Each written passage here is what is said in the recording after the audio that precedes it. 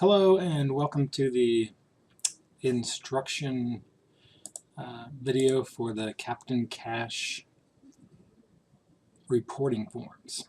So as you probably read in Angie's monthly communique, there are a couple new links on the Captain Cash resource page on hhseducators.org that allow you to actually input Captain Cash data directly into a Qualtrics form that I can then take directly from the internet and analyze. So that being said, I wanted to show you how easy it is to find them and how easy it is to use them. So first I would go to my homepage of the internet, which is of course hhseducators.org, and it should be for you as well. And then I click on Programs, scroll down to Captain Cash, and to the evaluation section. So here in the evaluation section, I have a few more links than were there before. One of them is this instructions for a new electronic reporting form. Let me just pull that up for you to see. This would be for visual type learners who like to read things. This just kind of walks you through the whole scenario. So let me close that real quick and jump back over to hhseducators.org. So here in the evaluation section, you're probably used to seeing the Captain Cash evaluation for the pre-test and the Captain Cash evaluation for the post-test, which kind of look like this. There's the pre-test. You're also used to seeing the group reporting form, and these are ways that you would gather the information. Of course, you're still going to need to print these pre-tests out and distribute them to the students. For now, I have a third grader, and actually he has his own laptop at school, so maybe in the future we'll be able to go completely paperless. But for now, you still need to print the pre-test and the post-test and make sure that the teacher has a copy of those, or maybe the teacher gets to print it for you. I don't know. Anyway, but this is the paper that you won't have to print out anymore because everything that goes into the Qualtrics fills that out for us. So enough. Let's go on and let's take a look and see what we've got here. So we've got two evaluation forms, two electronic forms. We've got the pre-test and the post-test.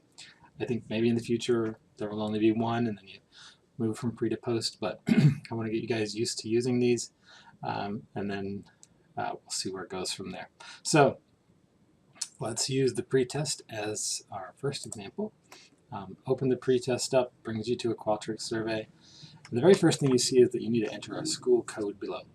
So what we've done here is we've actually forced a response that is unique to every classroom, and that way we can track everyone's data and match it up with the correct people. So I know there's a few ways that we could have done that. Educator name, but educators do multiple classrooms. Counties have multiple schools. So what we've done is brought it down to the classroom level. And I know that since there are educators who do multiple classrooms in schools, I'm going to walk you through a little bit of how this code needs to work. So pretty simple, just click on the link. It takes you to a website.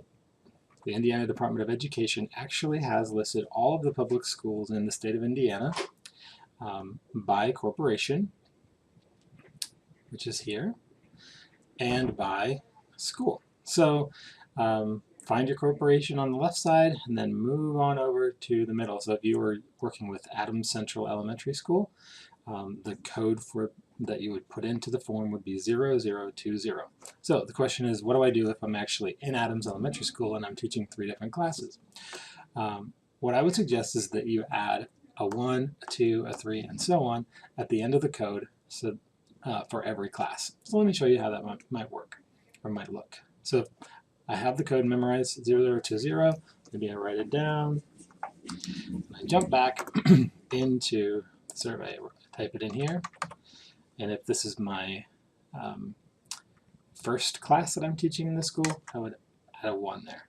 So I'm going to put a little X here because that helps me to know which surveys I'm using for this sort of example, and I can go back and delete them later. Anyway, moving on. So then the next question you'll see is, have you filled out this reporting form already? If you have, you can kind of skip over what I'm about to show you. If you haven't, click no, and you'll see everything that you usually see on the reporting form. So I'm going to just throw my name in here. Evans County, don't really have one, so I'm going to put Purdue. You see how it works. School name, maybe Adams Central, 3rd grade, start date. You know, it's like stuff up here. 22, yeah, 2022, and then 11, or maybe like 12. Yeah, let's do like Christmas. 25, 22. Okay, so. I had 4 meetings, and there were 10 kids in each class, so I had about 40 contact hours. I've got all these little questions here. Maybe I had 2 African American students, 7 white students, and a Hispanic Latino student. There were 5 girls, 5 boys, and they all were from the suburbs. Okay, so that's simple. Just fill out the reporting form 1 time for each class. That's it. You're done. Okay, so this might take up to about 10 minutes to demonstrate, but you can do this in a matter of seconds when you're into it. A student ID is required, so I have forced this response. If you haven't asked the students or the teacher didn't ask for a student ID, you're going to need to write one on or come up with some kind of system. When I was a kid, my student ID I think was in the lunch line, I was always number like 5. So I would put in the student ID, choose the, and then start reading off the responses from the survey. So this would be the response from 1 survey from 1 student in this particular classroom in Adams Central Elementary School. So I'm going to just go through and show you how things look when you click these radio buttons. You can only click 1 for these types of questions, but with the boxes where it says please select all that apply, you can make multiple selections. Another nice feature is you can tab from 1 question to the next. And if you use the space bar, you can answer the question. So that way you're not using the mouse, and that I think moves things a little bit faster. So I'll just show you a few ways that you can answer these questions. I'm not really thinking about how I'm answering. I've even skipped the questions just so you can see what happens. Nothing really happens, so because I know students will sometimes leave questions blank. And there's a couple of multiple choice questions there. There we go. So on this page, the only required response is the student ID. Next is the end of the survey, where you'll have 3 options. You can either enter your next pre-test evaluation, or start entering the post-test evaluations, or return to hheducators.org, go back to work basically. So if you click on post, it brings you kind of to a very similar page. Actually, it's an identical page to the first one of the pre-tests, and you'll put in the code. I want to show you how this works. So now at this point you say, have you filled out the reporting form for this class? Remember, these are the post-tests, so it works for the pre-test evaluations and the post-tests. Click yes. As long as you have that unique identifier for your school, we're good. Put in the student ID, student number 5, and their responses. Okay. Just going through, inserting some answers, and actually I can just scroll all the way down, even if I skipped it all, and go to the end. At the end of the post evaluation, you have 3 more options. You can enter the next post-test evaluation, where you can start entering another classroom of pre-test evaluations, and also you can also just go back to work. So let me show you what happens if you just hit enter next post-test evaluation. So this just brings you right back to the post-test, the first page of the post-tests. And in this page, you will have to fill in that that text box. But what I would suggest, it's kind of a trick, and I'm sure you'll figure this out, or whoever works for you, who's doing this will figure this out. If before you get to this page you copy that code, then you won't have to remember it for every single evaluation, right? So then just once it's copied, hit Control V, and it pops it into that text field. Hit yes for I filled out the forms, and then go fill out student number 6's evaluation and answer their questions. Keep going back and forth, and so then you get all the way to the end, and you can start out entering new pre-tests. So this depends on, and this would be for another school, so 0, 0, let's say 2, 0, x, y, right, or maybe y.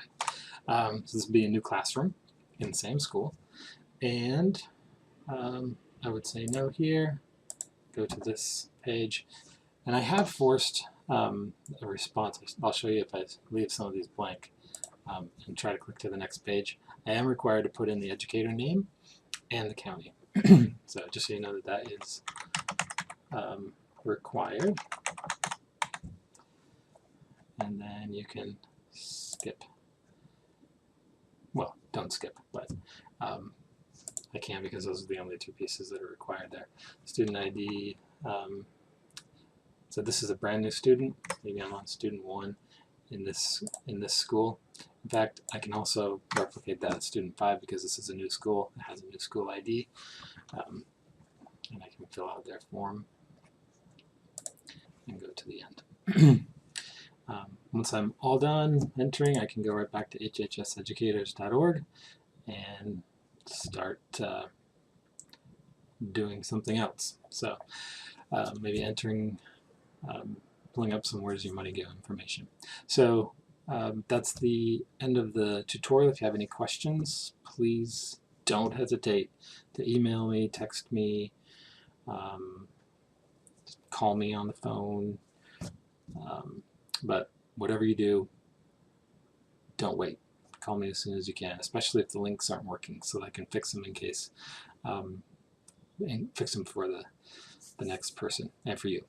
All right, have a great day.